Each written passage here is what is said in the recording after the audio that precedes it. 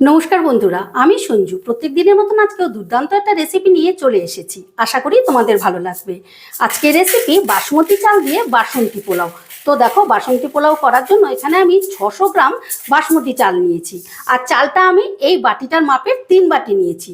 তোমরা যে কোনো পাত্রের মাপে চালটা নেবে, তাহলে দেখবে রেসিপিটা করতে খুব সহজ হবে। এবারে আমি চালটা আলতো হাতে 3 থেকে 4 বারের মতন বেশ ভালো করে ধুয়ে নেব।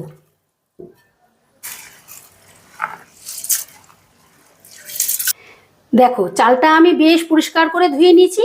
এবারে এর মধ্যে আবারও বেশ খানিকটা জল দিয়ে মোটামুটি 1 ঘন্টার জন্য চালটা জলে ভিজিয়ে রাখবো।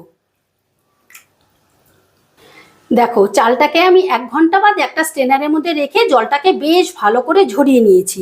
এবার চালটা আমি ম্যারিনেশন করে নেব। তার জন্য দিয়ে দিচ্ছি অল্প একটু নুন, দিয়ে দিলাম হাফ চামচের মতন হলুদ। হলুদটা কিন্তু বুঝে দিতে হবে, বেশি হলে কিন্তু বাসন্তী কালার আসবে না, লাল হয়ে যাবে।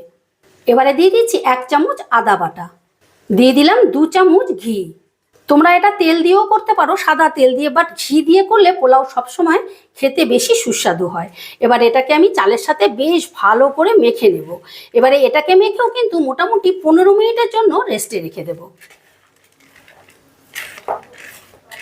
দেখো, চালটা আমি বেশ ভালো করে মেখে নিয়েছি। এবার এটাকে 15 মিনিটের জন্য রেস্টে রাখছি। আচ্ছা, 15 মিনিট বাদে আমি ফাইনালি রান্নার জন্য একটা গ্যাসে কড়া বসিয়ে দিয়েছি। আর তার মধ্যে দিয়ে দিচ্ছি অল্প একটু সাদা তেল। ওই তেলের মধ্যে দিয়ে দিলাম 2 চামচ ঘি। এবারে তেল আর ঘিটা গরম হয়ে গেলে দিয়ে দিচ্ছি আমি কাজু বাদাম। এখানে আমি 1 মুঠো কাজু বাদাম নিয়েছি।